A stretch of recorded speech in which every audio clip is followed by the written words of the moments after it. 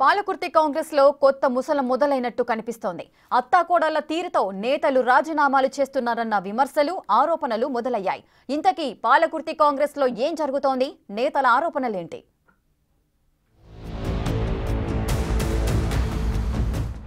పాలకుర్తి హస్తం నేతల్లో లుకలుకలు. అత్తా కోడళ్ల తీరుతూ తప్పుకుంటున్న నేతలు, రాజీనామాకు సిద్ధంగా ఉన్న మరికొంతమంది నేతలు. అసలు పాలకుర్తి కాంగ్రెస్ లో ఏం జరుగుతుంది?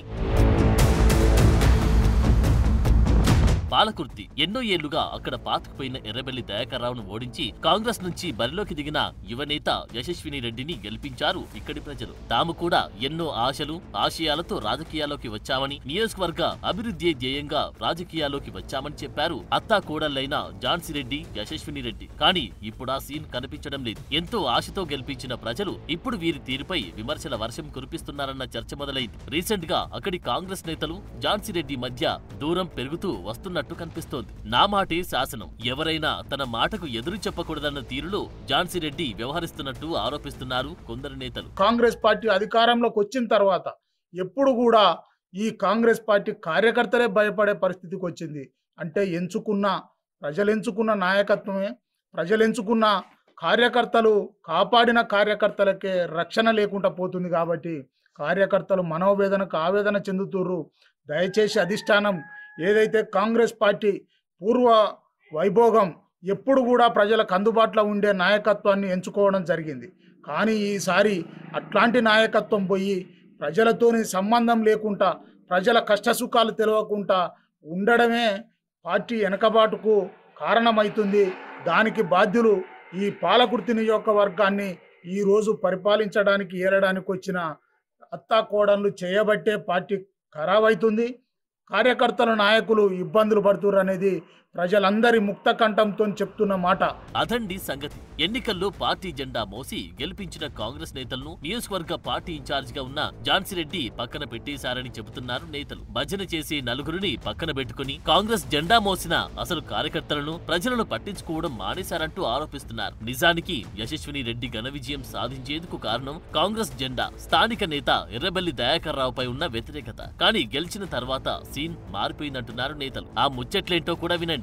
ఈ రోజు అదే ప్రతిపక్షం ఏ రోజైతే ఇబ్బంది పెట్టిర్రో, ఏ రోజైతే బాధలు పెట్టిర్రో, ఏ రోజైతే ఈ కాంగ్రెస్ పార్టీ కార్యకర్తల మీద కేసులు పెట్టిర్రో, వాళ్ళే ఈ రోజు నీ పక్కల దగ్గర కూర్చొని, నీ చైర్లో కూర్చొని నీతోని ఇకలు పక్కల నవ్వుకుంటా ఉంటా అంటే ప్రజలందరూ మేము నిన్నటిదాకా వారిని చూసే అట్లాంటి వ్యక్తులను చూసే ఓటు వేయకూడదు అని చెప్పి దయాకర్రావుకు ఓటమిని చూపెడితే, ఈరోజు ఆ దయాకర్రావు గారి కూటమే వచ్చి నీ దగ్గర కూర్చొని మళ్ళా ఆధిపత్యం చేస్తుర్రు.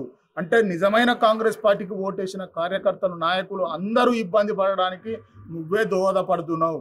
ఇక్కడ ముఖ్యంగా అందరి అనుమానాలకు కూడా అసలు దయాకర్రావుకు నీకు శత్రుత్వం ఉందా, లేకపోతే ఇద్దరు కలిసి కాంగ్రెస్ పార్టీని నాశనం చేస్తేందుకే తయారయ్యారా అనేది కూడా ఒక్కసారి క్లుప్తంగా ఆలోచించుకో. ఏ నేతపై అయితే ఎన్నికల ముందు తీవ్ర విమర్శలు చేశారో ఆ నేతకు చెందిన ముఖ్య అనుచరులను పక్కన పెట్టుకుని ఇప్పుడు వ్యవహారాలు చక్కబెడుతూ ఉండడం ఏంటని నిలదీస్తున్నారు నేతలు. ప్రశ్నిస్తే పక్కన పెట్టేయడం, పోరాడితే సస్పెండ్ చేయడం ఇప్పుడు ఝాన్సీ రెడ్డికి అలవాటుగా మారిందంటూ ఫైర్ అవుతున్నారు. ముఖ్యంగా ఝాన్సీ రెడ్డి, యశస్విని రెడ్డి గారు మీరు ఖచ్చితంగా ఏదైతే ఈ రోజు నన్నుగాక సస్పెండ్ చేసినట్టుగా ప్రతి ఒక్కరిని సస్పెండ్ చేస్తా అంటే కాంగ్రెస్ పార్టీ శూన్యమయ్యే పరిస్థితి వస్తుంది.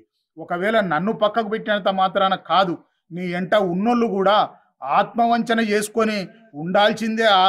ఎందుకంటే అధికారం నీ దగ్గర ఉంది కాబట్టి ఉంటూరు. రేపు అధికారం పోతే, నువ్వు వెళ్ళిపోతే ఇక్కడ కాంగ్రెస్ పార్టీని జెండా మోసే కార్యకర్తలను ఇబ్బంది పెట్టొద్దు. కాంగ్రెస్ పార్టీ జెండా మోసే కార్యకర్తలే ఇంపార్టెంట్గా ఉంటారు. కాబట్టి ఎప్పుడు కూడా నువ్వు రావచ్చు, పోవచ్చు, ఎప్పటి నుంచేలో చూస్తున్నాం. వచ్చే వాళ్ళు వస్తారు, పోయే వాళ్ళు పోతారు. కానీ కాంగ్రెస్ జెండా మోయడానికి మేమందరం సిద్ధంగా ఉన్నాం. పాలకుర్తి కాంగ్రెస్ లో ఏక చిత్రాధిపత్యం ఎలా ఉందనే దానికి ఉదాహరణ సురేష్ బాబు. ఎన్నో ఆశలు, ఆశయాలు, ప్రజలకు మంచి చేయాలన్న కోరికతో పార్టీలోకి వచ్చిన సురేష్ బాబు ఇప్పుడు అక్కడి నేతల తీరుతూ నాకొద్దు బాబు ఈ రాజకీయం అంటూ ఏకంగా పార్టీకి రాజీనామా చేసేశారు. ఈ నియోజకవర్గంలో నాకున్న ఏదైతే లక్ష్యం ఉందో ఈ నియోజకవర్గ ప్రజలకు నా వంతు ఇవాళ అధికార పార్టీలో కూడా ఉండి ఎంతో కొంత సహాయం చేయొచ్చు, వాళ్ళకి మేలు చేయొచ్చు. నా వర్గ బీసీ, ఎస్టీ, ఎస్టీ మైనారిటీ వర్గ ప్రజల కోసం పనిచేయొచ్చు అన్న లక్ష్యంతోనే ఇవాళ నేను కాంగ్రెస్ పార్టీలో జాయిన్ అయితే ఇవాళ నాకు ఆ లక్ష్యాన్ని చేరుకోలేనన్న భావన కలిగి నిన్న నా యొక్క రాజీనామాను సమర్పించడం జరిగింది. ఈ నియోజకవర్గంలో యువత మరి వాళ్లకు ప్రాధాన్యత ఎంతో అవసరం. వాళ్లకు ప్రాధాన్యత మరి ఇక్కడ కాంగ్రెస్ పార్టీ ఇవాళ, ఎందుకంటే ఇవాళ భజన పరులకు మరి కోవట్టులకు ఇచ్చినటువంటి ప్రాధాన్యత పని చేద్దాం అనుకుని వచ్చిన వాళ్ళకు మాత్రం, పని చేస్తున్న వాళ్లకు ఏమాత్రం దొరకట్లేదు.